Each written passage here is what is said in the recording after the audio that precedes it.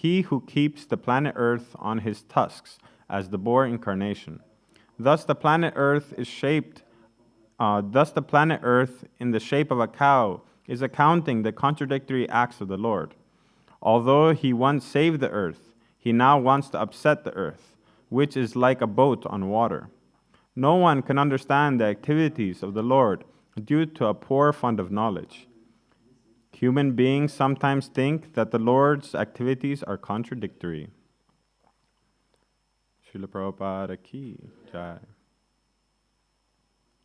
Homa Yajna timirandasya jnananjana shalakaya chakshurunmilitam jena tasmai Shri Gurave namaha. Nama Om Vishnupadaya Krishna Pristhaya Bhutale Srimate Indradyumna Swaminiti Namine. Namo Prabhupada Pridasaya Jagannatha Yatrananda Murtaye Bhakta Sukena Krishna Kirtanena Narsimhena Rakshataye Namaha. Pancha Kalpatarubhyascha Kripa Sindhuvyevacha Paritanam Pavanebhyo Vaishnavebhyo Namo Namaha. Mukam Kuroti Vachalam Pangulam Gayate Girim Yakripa Tamaham Vande Shri Gurum Dinatarinam Paramananda Madhavam Sri Chaitanyam Ishwaram. Okay, so today we are going to speak about this pastime, and I thought it would be good to give a little bit of context of where we are in the chapter, in the book, in the story of Srimad Bhagavatam. Yeah? So we are in a conversation between Maitreya Rishi and Vidura. Vidura, after he gave his advice to the crews about what they're doing is wrong, and he gave his advice to Dhritarashtra, he decided that he will go on pilgrimage and basically understand for himself why all of this is happening and also understand Krishna better. And so he met with many different people, and now he's meeting with Maitreya Rishi. And Maitreya Rishi is describing the pastimes of the Lord, and he is speaking about the pastime of King Prithu, who we know is an incarnation of the Lord himself, as Bhumi states here.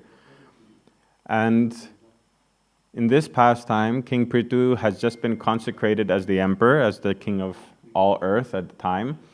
And as soon as he assumes the role of king, and he's glorified in length by the different priests, many chapters was on that, now the citizens come to him with the problem that because of the improper use of the earth and because of the situation that they're in, they're all starving, right? They've become very skinny out of starvation.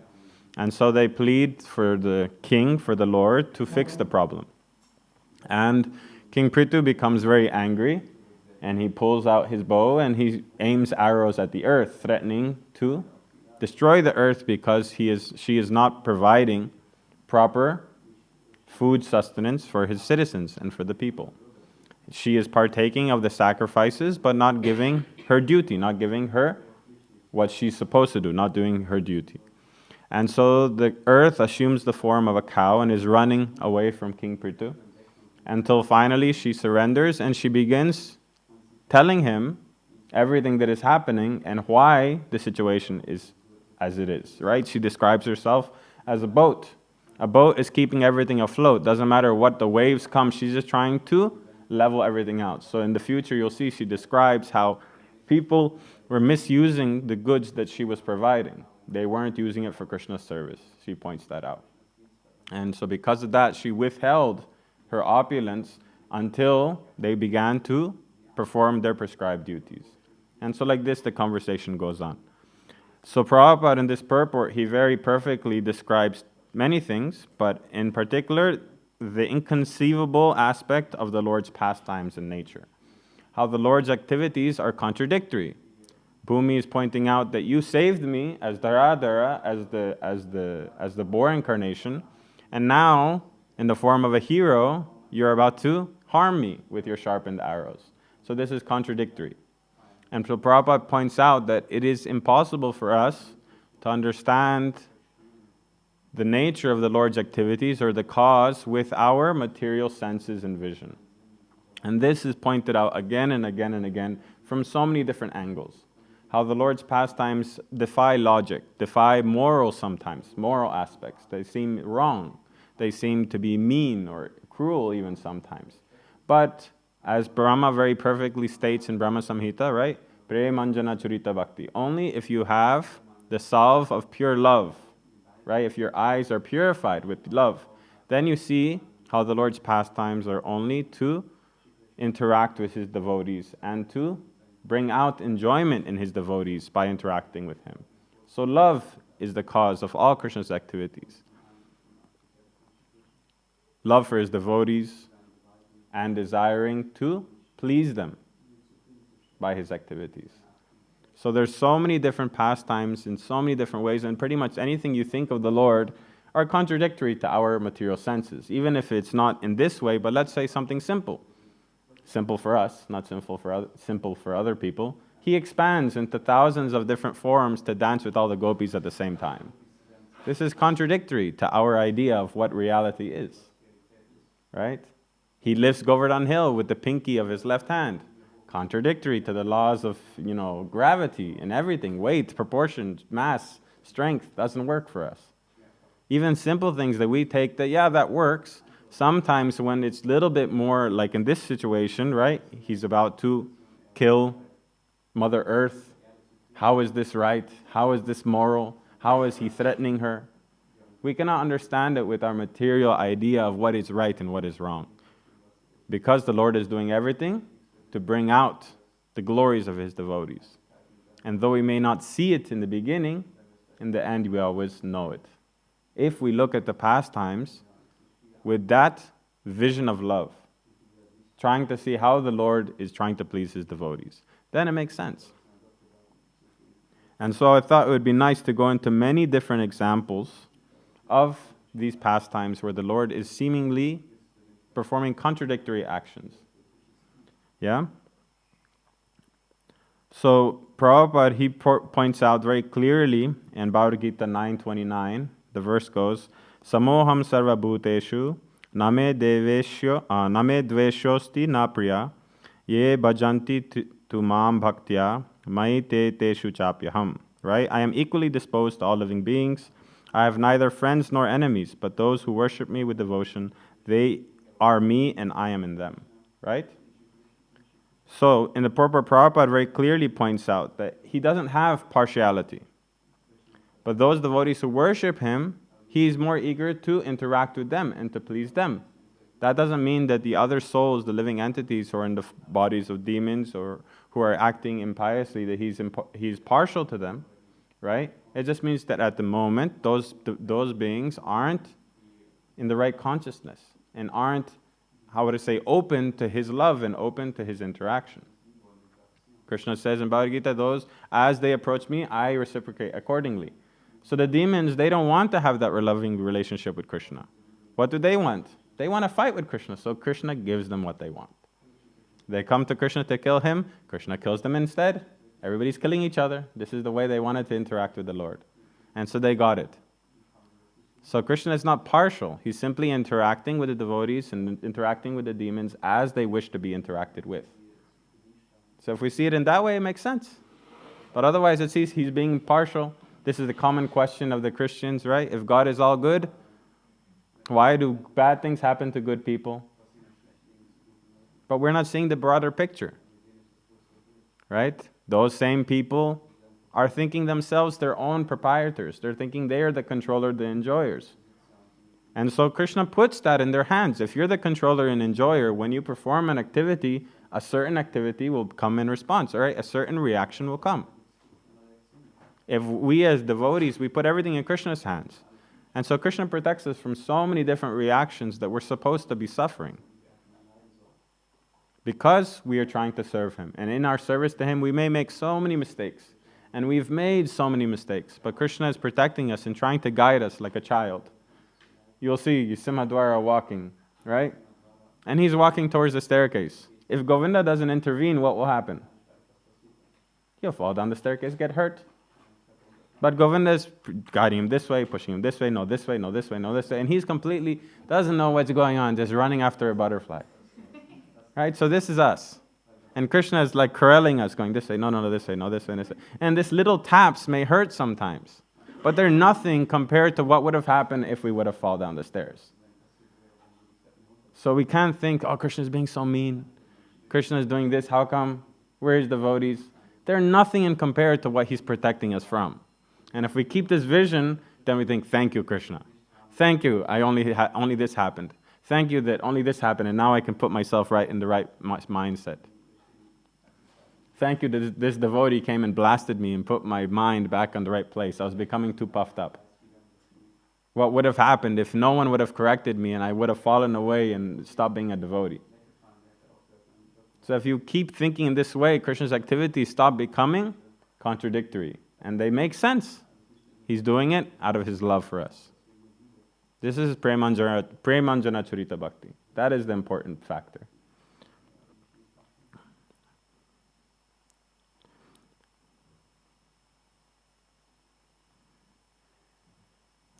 Right? There's the famous pastime in Krishna book, chapter 52, where Jarasandha comes to attack Mathura for the 18th time. 18 times Jarasandha came with Akshahinis to fight with Krishna.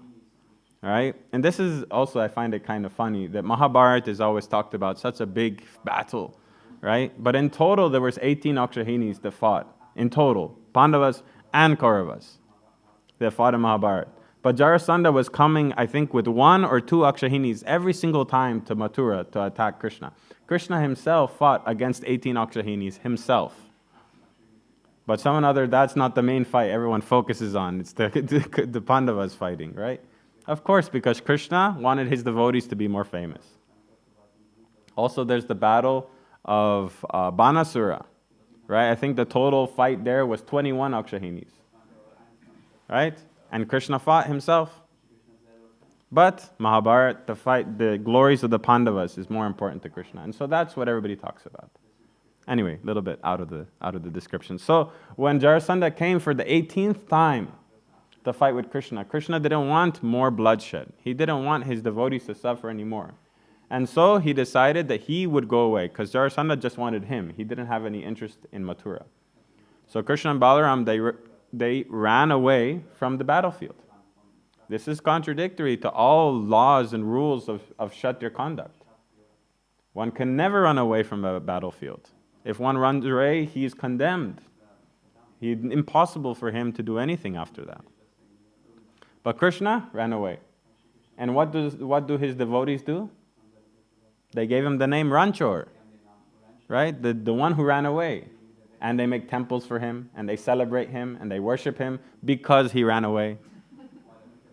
Right? Krishna became the charioteer. The charioteer is the job of Sutas. Sutas means those born of a mother that is a Brahmana, the father that's a Brahmana and a mother that's a Kshatriya. Basically, the father is a higher position and the mother a lower position in the Varnas. So for them, their jobs is not so fixed. They're considered a lower class in society.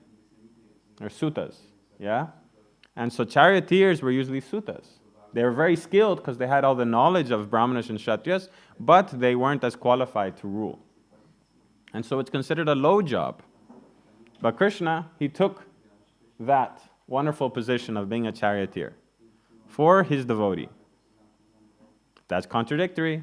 The Lord himself taking a low job, and on top of that, he was doing the job of a Kshatriya. How can he take the job of a Suta? But he did it for his devotees. And what do his devotees do? They make big temples, they worship him, they glorify him, they call him Parthasarthi, right? The charioteer of Arjuna. What's funny was actually, I was reading the other day, is the Indian national anthem, right? Everybody sings it all the time, right? Jagamana, right? And at the end it says, Bharata Bhagya Vidata. And everybody only sings the first stanza. There's actually 6 different verses.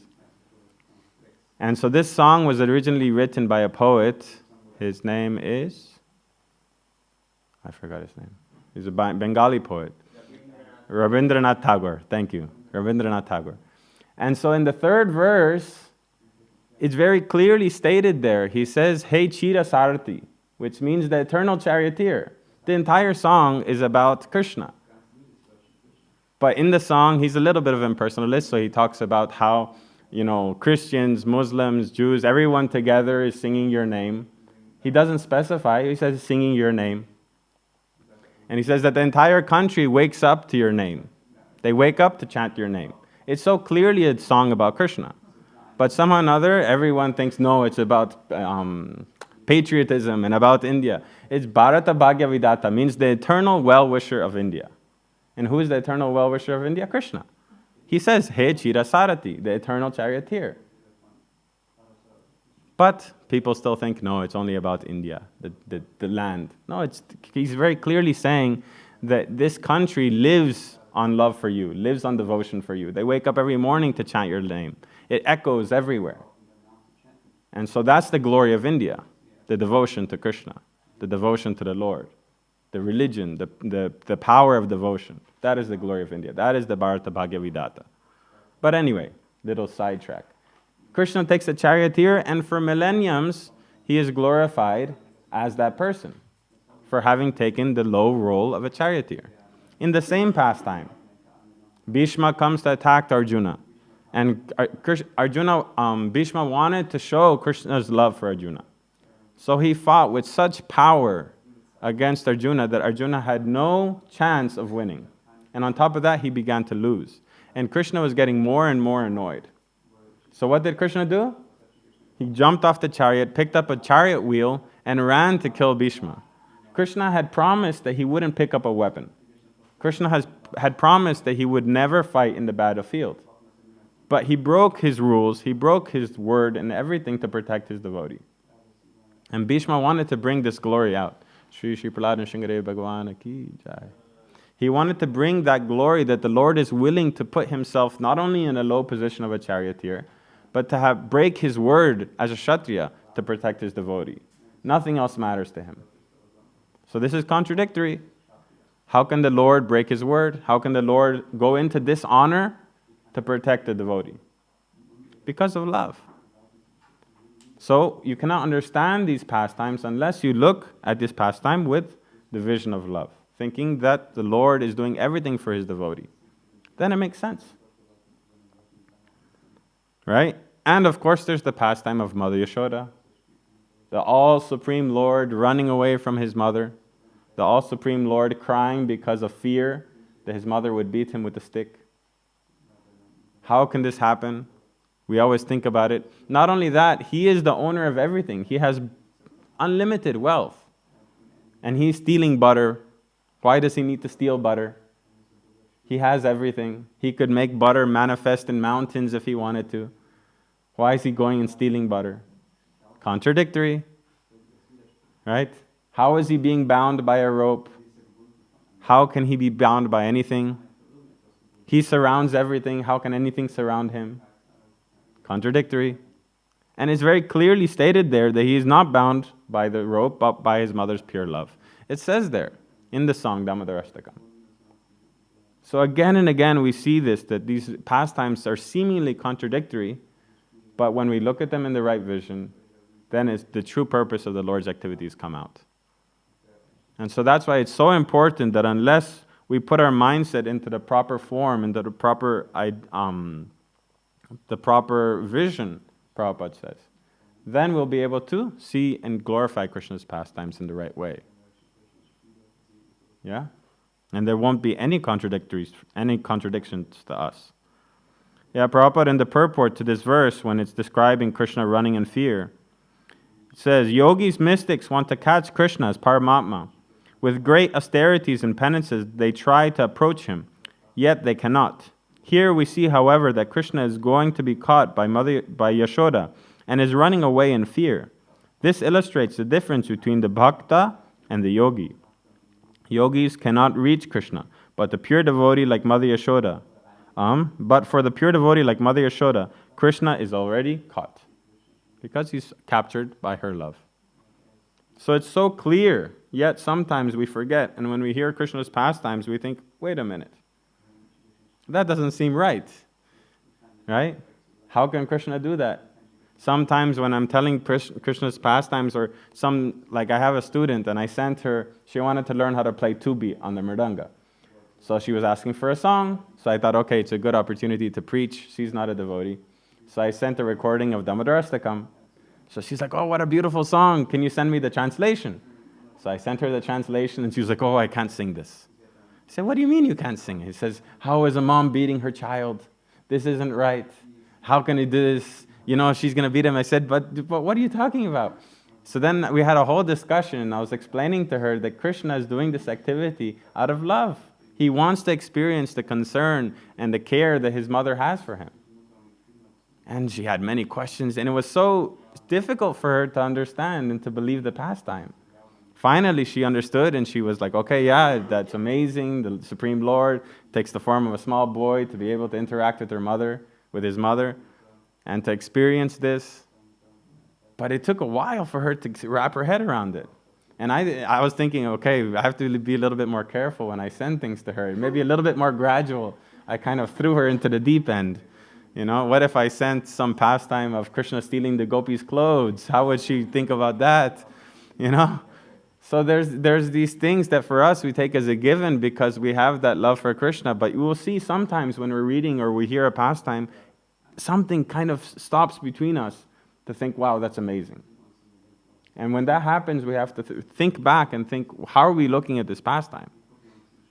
Right? If you look at the broad picture of Mahabharata, all the calamities that the Pandavas had to go through, Draupadi had to be disrobed in the middle of an assembly of kings but demons. The most pure lady. She had such devotion for Krishna. Why did that have to happen to her? Because Ashishyava padaratam pinashtumam adarshanam marmahatam karotuva yatatata vidadhatu lampato mat prananatastu sevanapara. No one else will be the Lord of my heart. Doesn't matter what you do to me. So because those devotees have that faith, it doesn't matter to them what Krishna does to them. It's difficult for us to really believe it, but that is how they feel. So Krishna, to bring out the glory of that devotee, that even though they're able to go through all these different activities, for our benefit, He puts them through so many different things. So that we can think back and think of their devotion and think how little we actually are in the process of devotional service. And how much we have left to achieve and to learn. That even though she had to go through all those different things, still they remained eternally loyal to the Lord's lotus feet. And didn't give up in their devotion, and even the slightest. After that pastime of Draupadi, did Draupadi refuse to speak to Krishna?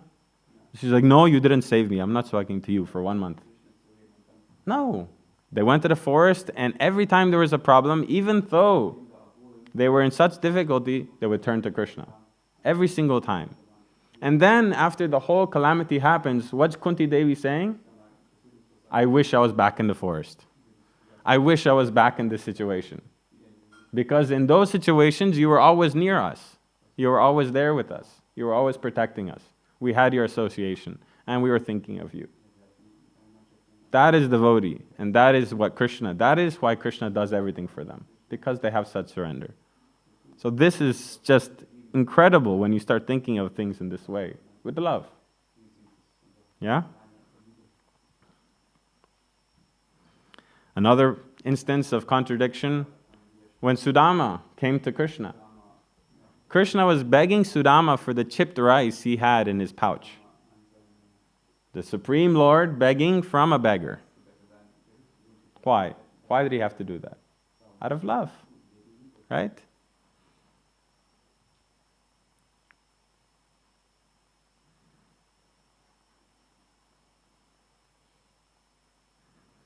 So today morning, after Mangalarti, we read a small verse from Nectar of Devotion, and it sparked my curiosity. We read the story. It wasn't the full story. It was just a small passage of a story of the king Mayura Dwaja, right? And in Nectar of Devotion, it's described how he was willing to part with half of his body and give it in charity to Krishna. They're glorifying him. So I was thinking, I never heard this story before. And this seems like quite a cool story. So I went and I looked and I found there wasn't much because it's not well known, obviously. But the pastime goes, I thought it'd be nice, and it's very much in connection with the verse today, far enough. The pastime goes that this king, Mayura Dwaja, he was presiding over the area of Bihar, so it's in Uttar Pradesh. And at the time when Yudhishthira Maharaj was performing the Rajasuya sacrifice, there's the way in which you perform it is, of course, before you perform the sacrifice itself, you first need to get the entire world to accept your authority. And so what they do is they send a horse, a white horse, and the horse has a billboard, like a copper shawl on his back, and there it's written that if wherever the horse is going, right, it says, whoever you are, you must surrender to Yudhisthira, or surrender to the king's name is there. And if you do not want to surrender and give taxes, then you must challenge us and defeat us in battle. And so at the same time, when Yudhisthira Maharaj was performing the Rajasuya sacrifice, this king Mayuradhwaja in his city was also performing the same sacrifice. And so his son was going with his horse. And so the two horses met, and they're stallions, so they started fighting. And so this king, the prince, his name was Tarangadhwaja. Yeah, Tarangadhwaja. He went and separated the two horses, and then he saw the billboard of Maharaj Yudhisthira. And he was thinking that my duty from my father is to go and subjugate the entire world. So I have to now defeat this army. And this king, Mayuradhwaja, was an amazing devotee of Krishna. And his son was also an amazing devotee of Krishna. Everywhere he would go, he would be chanting the Lord's name. And so he captured the horse of Yudhisthira, and immediately the army came. And in that army was many great heroes of the Pandava army, but chief amongst them was Arjuna. And so Arjuna, he began to fight with Tarangadhwaja. And he was being defeated by Tarangadhwaja. Why was he being defeated? Because Tarangadhwaja was non-stop chanting Krishna's name. He would just be chanting Krishna's name and shooting all his arrows and throwing all his weapons. And so after defeating Arjuna and everyone else, Krishna himself came and fought with Tarangadhwaja. But Tarangadhwaja was just thinking of Krishna's names and shooting and shooting and shooting, and he defeated Krishna as well. And so Arjuna is looking at Krishna and saying, "What are you doing? How can you be defeated?" And he said, "This is my devotee. He is such a great devotee. It doesn't matter what I do, I won't be able to defeat him." And so Arjuna said, "Throw your Sudarshan, come on, And then he said, the Sudarshan won't do anything against this person because he's a devotee. The Sudarshan won't even leave my finger. And so Arjuna is thinking, if this is a devotee of Krishna, how is he fighting with Krishna? How is he fighting with me who is a devotee of Krishna? This isn't right. He must not be a devotee. And so after being defeated, Arjuna, in this confused mentality, Krishna said, "Okay, I will show you the greatness of this devotee." So he assumed the form of a Brahmana. He, put on the clothes of a Brahmana, and Arjuna did the same. And they went to the palace of Mayuradhwaja. At that time, just before they arrived, Tarangadhwaja came back with the two horses and told his father that, "Father, I defeated the Pandava army, and Krishna, I defeated him as well." And Mayuradhwaja rebuked his son and said, "How did you do that? The whole purpose of the Rajasuya sacrifice is to please Krishna. And you just defeated him in battle. What is the purpose of our sacrifice?" And so they were having this discussion. And so Krishna and Arjuna came in the form of Brahmanas. And Mayuradhwaja, being a pure devotee, immediately recognized Krishna. But following the proper etiquette, he decided to continue playing the role. So he accepted them into his house, gave them hospitality. But Krishna and Arjuna said, "No, my dear king, we don't have time to accept your food and your rooms and everything. We are in a hurry. We are in an emergency situation." And so the king said, "What can I do for you?" And so Krishna said that, "My son, we were going on yatra through the forest, and a tiger ate my son. And so only half his body is laying there. And so as I was asking the Lord for help, a voice came and said that if the king sacrifices half his body, then the son will be put back together." And so the king immediately was so happy to be able to perform this sacrifice. And so he said, "How do you want, how? Like this way, how?" And so Krishna said that the voice said that your son and your wife have to be the ones to cut you in half, and I need the right half of your body. And so the king immediately called his son and his wife. He laid on the table, and the wife and son, hearing the situation, they were so honored to be able to sacrifice in this way. So they took the saw and they began to cut him in half from the bottom down. And when they got to his navel, Krishna saw that from his left eye, some tears were coming. And so he said, I won't be able to accept this charity because you're giving it to me unwillingly. You know, when someone wants to give you something, but they don't really want it, like, okay, fine, take it. You don't really want it, you know? So Krishna says, I don't want this gift that's given sorrowfully. And so the king, you know, trying to speak still, he told Krishna, but Krishna, this is not the reason. He said, my dear Brahmana, this is not the reason that my left eye is crying. Look at my right eye, there are no tears. He said, the reason why my left eye is crying is because he's thinking, this left side of the body is thinking that on the right side is going to be given to Krishna in charity. But what is going to happen to me? I didn't get the opportunity to do such charity. And so therefore the left side is feeling very sad. And so Arjuna is saying this, he's thinking, this is the greatest devotee, you know? And so immediately Krishna showed his Virat Rupa to Mayur Dwaja, put him back together, blessed them both, and agreed to stay in his city eternally and be there so they can worship him and show his devotion. So this pastime, he is known as Dhanavir, which means one of the greatest charitable people in history. There's many of them, not many, but we have Maharaj Harishchandra, we have Maharaj Mayura Dwaja, we have Karna. Karna is also considered a Dhanavir. So there's a few in history who went above and beyond the call of charity and gave things that were impossible to give, they were able to give. And so Mayura Dwaja was one such person, but the specification of his situation was he was a pure devotee of the Lord. Yeah. So after Krishna showed his normal form again, they accepted Yudhisthira Maharaj, of course, as the emperor. They very happily, and Krishna gave that area of the world to them to rule as pure devotees. So this is the pastime of Mayura Dwaja, and I was so interested today when we read in Nectar of Devotion this pastime, and I was thinking, what? He sawed himself in half? Like how? And so after reading the pastime, you look at this pastime in the vision of love, and you see what Krishna is doing. He's eternally glorifying his devotees' devotion and showing how he's able to sacrifice anything and everything for the Lord without hesitation. And that's why he even added the part where he was crying, right? Krishna added that to even further glorify, to further convince Arjuna of the glories of this person. Yeah? So this is an amazing pastime that really much goes with what we're speaking today. Why is Krishna putting devotees through these kind of things? Because they do not care. They only want to please Krishna, right? 1 million birds in hell wouldn't be a problem for them as long as they can be his devotee.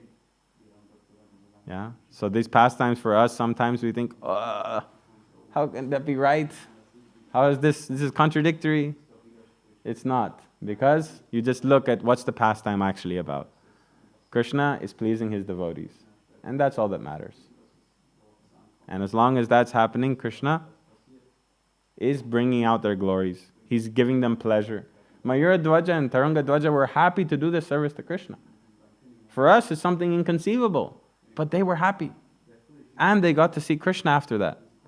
His eternal form. They were looking at Krishna and they got to see him. And they've developed a relationship, physical relationship with the Lord because of this pastime. So they were extremely happy. Right? When Krishna was on this earth, how many millions of people interacted with him? And didn't get to see his nature, didn't get to see who he actually is, didn't recognize him for who he was. So Krishna is now present with us in the form of his pastimes, in the form of Didi, in the form of his holy name.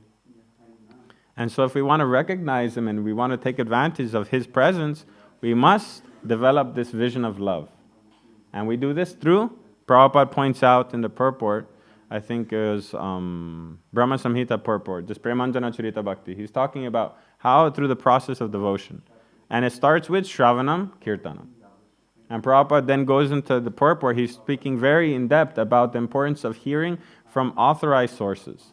Because only if you hear from authorized sources, then you'll be able to understand the purports of all the verses of Srimad Bhagavatam, of all the verses of Krishna's pastimes. Yeah, if you're hearing them from wrong places, then so many other ideas will be coming up. But Srila Prabhupada has put such perfect purports to all the verses, and so we should take advantage. And thereby get to know Krishna while he's here. Right? Then we can take advantage. Yeah? Otherwise, we're wasting our time. Yeah? So, I will end there if there are any questions or comments. Yes, Prabhu.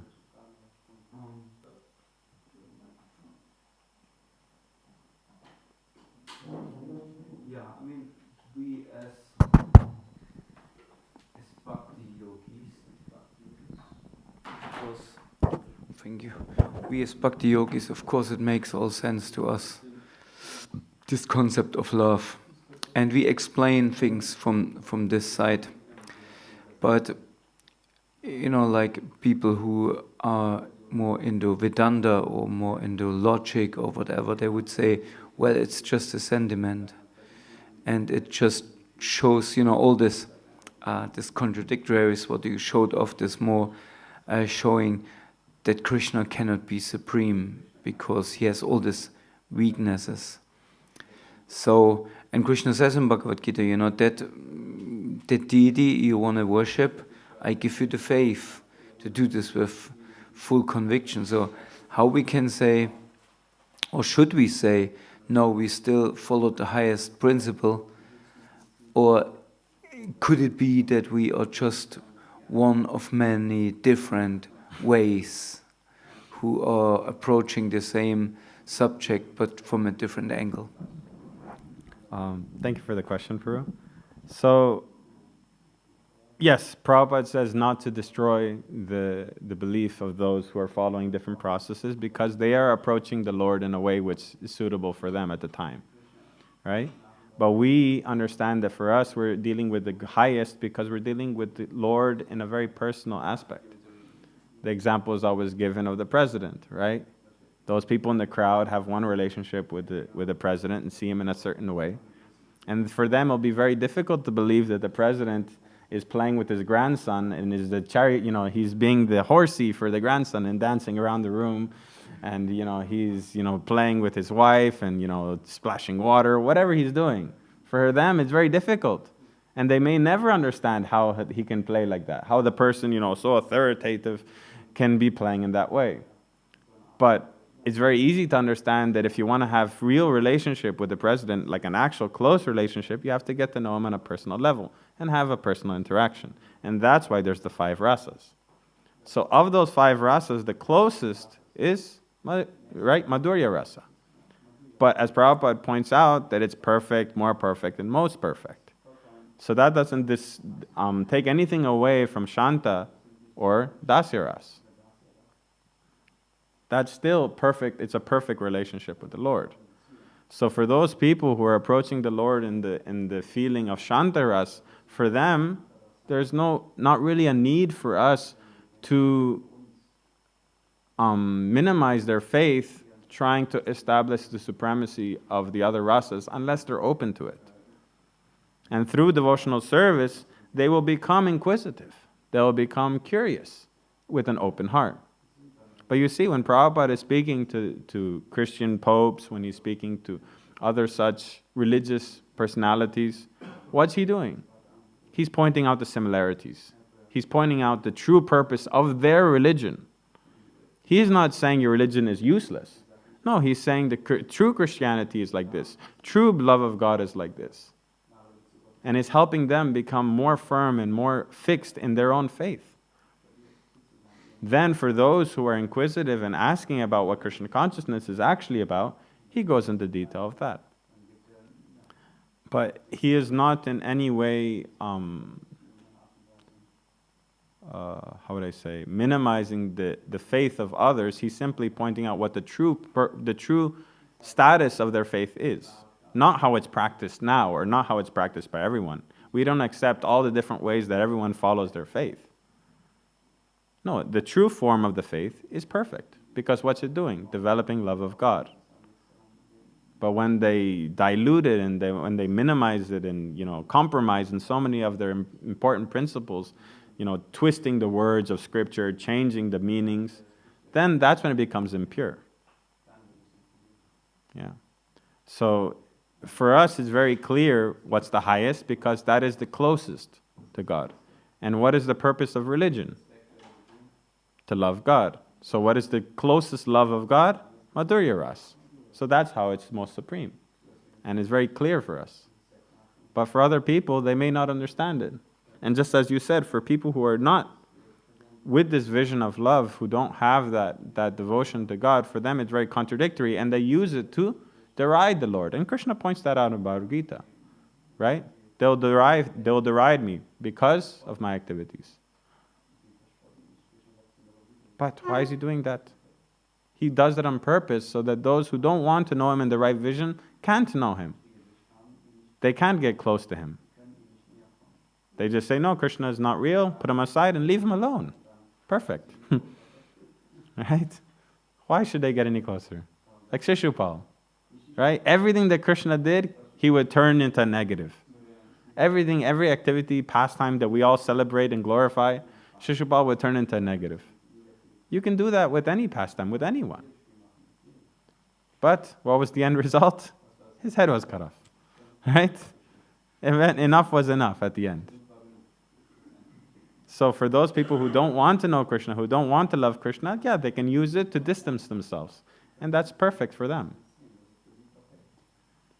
But for those of us who really want to know Krishna, then we look into the reason why he performs his activities. And then we see the purpose.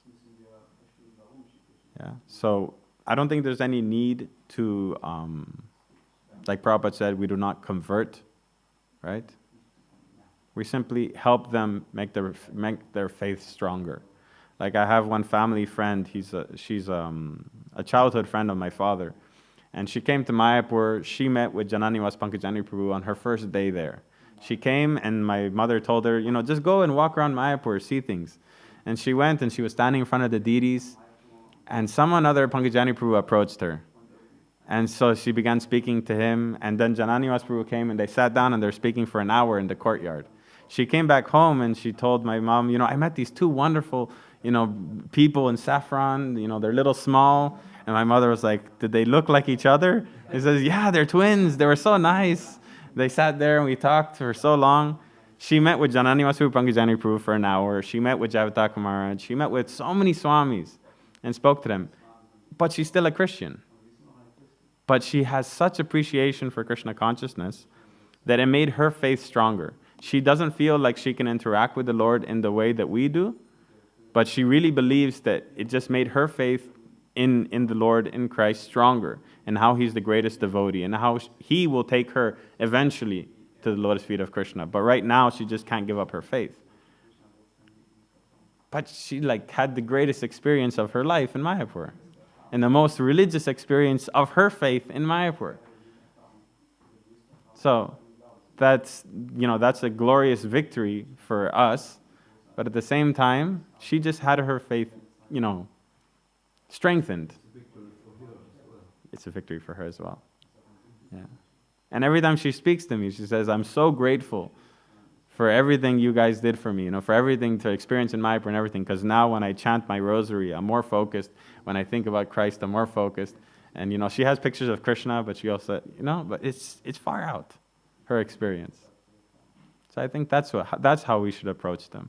If they're open to it, we give everything. If they're only open for a little bit, we give a little bit. Like Nityananda Prabhu, say Krishna's name one time. One time. That's all he's asking. He doesn't care about everything else. Yeah? Thank you, Prabhu. Any other questions? Yes, Sanjay Prabhu. Just a small comment.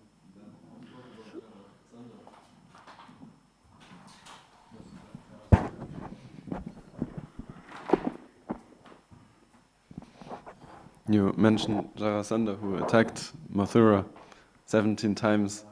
And here it says that he came with a force of, each time, 23 Akshohini divisions. Each time. As you mentioned, there were 18 Akshohinis on the battlefield of Kurukshetra.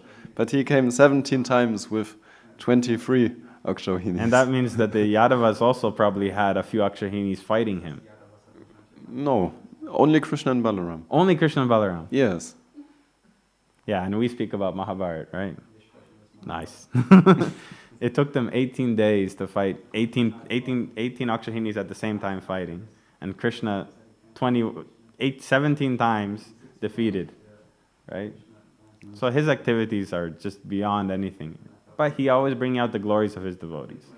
Even in the story of Banasura and Krishna, the main point that you hear, the main end, is the devotion of Shiva and Krishna. Right? That's the main purpose of the story. It's far out. Yes, Prabhu? I would actually also like, if it is agreeable for you to elaborate on one thing, is that these days I'm for the first time reading the Ramayana, and just a kind of novel form, and what is reinforced by that is my impression that Lord Ram, he is very moderate in his exhibition of his being the Lord. Like the most far-out thing I read until now is that he killed 14,000 Rakshasas in a place called Janastan. Yeah. And when I read that, then I thought, okay, now he's really showing that he's the Supreme Lord. But then comparing it to what Krishna is doing there, it is nothing. Yeah. And in that Treta Yuga, there were other personalities also who could do far-out things. Yeah. So Ramachandra, it seems that he stays on that very human platform. He doesn't really show his, like, I can. One time also it says he's sorrowful. He decides to destroy the universe, but he doesn't do it. And you could say it's just like he's a little angry, and he wants to do that, but he cannot. Yeah. So he maintains that very moderate mood. But Krishna, over and over again, he just does. I don't know how to put it. It's outrageous. Yeah. It's just beyond everything. Yeah. So maybe you can speak more about this. Yeah. Also. Sri Ram or Ramachandra, his Ram Navami is coming up on Sunday, so it's related. Many times you'll see he easily could have done, right? He easily could have gone against the word of his father. His father was begging him not to follow what he asked him to do, right?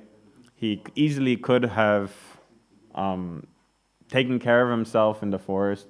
Sita didn't need to be stolen by Ravana. But why did all of this happen? Right? To bring out the glories of his servants, to bring out the glories of Hanuman, to bring out the glories. You can say, no, he did it to kill Ravana. That's not the purpose. He could have killed Ravana from the forest, he could have shot him down. Right? He could have snapped his fingers and Ravana could have died.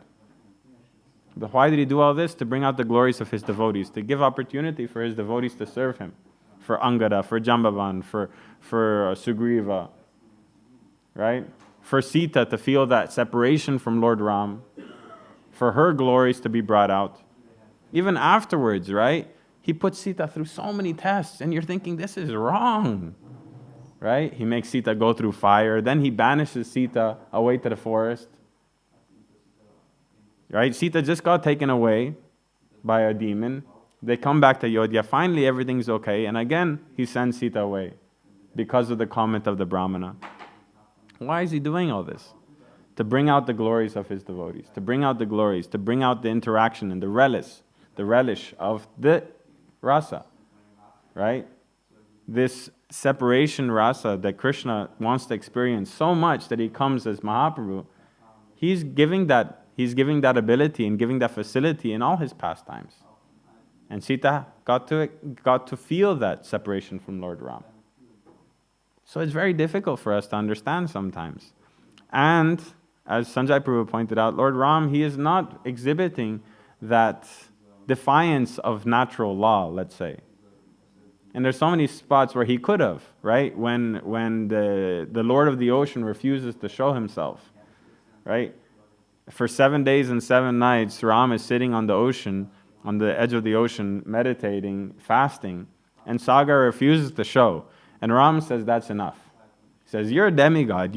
I could just think of you when you're supposed to appear. I'm going through this austerities to make a show of, I'm following the proper rules and regulations, and still you don't show up. So he pulls out his arrow. And just because the arrow is sitting on the bow, the ocean began to boil. Just Ram looking at the ocean, it began to boil. Right? So that is the power of Ram. And he easily could have done it. But he doesn't, because he's the perfect king. Because his role in this pastime is being the perfect king and following all the rules and regulation as they are. And so if he would exhibit his supreme power, number one, the pastime wouldn't have happened. Number two, right? He wouldn't have brought out that perfect role. Krishna, he's always known as the perfect thief, as the perfect, lover, as the perfect so many different things. But Ram, he's the perfect king. Right? Mantras and songs are sung about Krishna as his perfect thief, right? Prahlad Nrsimha Prabhu, he's always singing this one verse. It's very nice. He says, Braje prasiddham navanita chauram gopangananam chatukula chauram aneka janmarchita papa chauram chora graganyam purusham namami. Which means that in the area of Braj, there is a butter thief, right? He steals the clothes of the gopis. He steals thousands of lifetimes worth of sinful activities. Aneka janmarchita papachoram. The accumulated sinful activity of millions of lifetimes, he steals that away. And to that, number one amongst thieves, I offer my humble obeisances. Right? It says choragraganyam. So when you're counting all the thieves, like let's say you put all the thieves in a list, his name would be first, choragraganya, the first one among thieves. Right? The top most wanted list. Choragraganyam purusham namami. So he's worshipped as the greatest thief. But Ramachandra, he's worshipped as the best king. Right? He's the number one of all kings. And this was actually a very strong argument that they used in the court case when they were trying to get Ayodhya back. Right? The Muslims were, the opposing party, they were fighting that the mosque, right, was made by Emperor Barbar, no? Yeah, right? He was a Muslim emperor. And so he constructed Babur. Yeah, right? So he destroyed the original temple and he built the mosque on top of the ruins.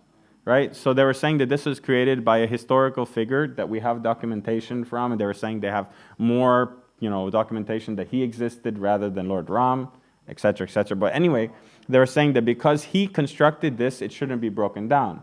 And you shouldn't destroy one monument made by a great person for another monument made by a great person. And so the Hindus, they just flipped the tale. And they said, okay, so let's compare the two people. One person is the perfect king who maintained the dharma, who established righteousness, who protected his citizens, who went to the ends of the earth for his wife. And the other guy is a rapist, murderer, who killed and enslaved millions and millions of people. So who do you want to worship? Who do you want to keep as a monument in India? Which person do you want to have? So this was a very strong argument that they put in front of the court. That which person do you want to celebrate? Ram, he's the perfect king. He was the perfect person in everything he did. And he followed the rules of Dharma to the letter. So because of that, he didn't exhibit so much of that supreme potency. But as we're speaking today in depth, the main reason he didn't is to facilitate the glories of his devotees and his devotees' ability to serve him. He knew where Sita was. Why did Hanuman have to go fly? So that everyone can talk and sing about Hanuman's glories. He jumped across the ocean. He found Sita. And then what does Hanuman say in return? The only reason I was able to jump across the ocean is because I chanted Ram's name. When I jumped, I said Rr, and when I landed, I reached It was Ram. The entire time he was flying, he had the name of Ram in his mouth. And that's why he was able to fly. Everything he does, Ram. Yeah? When Hanuman lifts heavy things, he lifts as much as is needed for Ram's service. Right? If Ram needed the whole universe to be moved from one place to another, Hanuman would do it. That's why they say Hanuman, there's no limit for his strength. Whatever is needed for Ram's service, that's his strength. And Hanuman, that's the way he feels. If Ram needs it, he does it. And why is he able to do it? Because Ram gives him the power to do it. So they glorify each other. And that is why Ramayana happens. So it's a very amazing pastime, obviously Ramayana, but all the pastimes of the Lord are only for the purpose of glorifying the devotees and to bring out that interaction with them. So we look at it in one way, we think to establish Dharma, to kill the demons and so many other things. But when you look at it with the eyes of love, like it's given through Srimad Bhagavatam, then we see that it's just for the devotees. If Ram wanted to kill Ravana, he could have done it in a snap of his fingers. It's also pointed out in Krishna book with Jarasandha. Why did he run away? Because Krishna is not the person who was supposed to kill Jarasandha. Bhima was supposed to, and he was going to glorify him in that way. The glory of the Pandavas, the glories of Bhima, the glories of Yudhishthira Maharaj would be brought out by killing Jarasandha. So he waited. He easily could have killed him every single time he came. Yeah? Thank you, Prabhu, for that point. Any other questions, comments, or we'll end here? Okay. Srila Prabhupada ki, Granth Raj Srimad Bhagavatam ki, Jai Nitai Gaur Premanandi.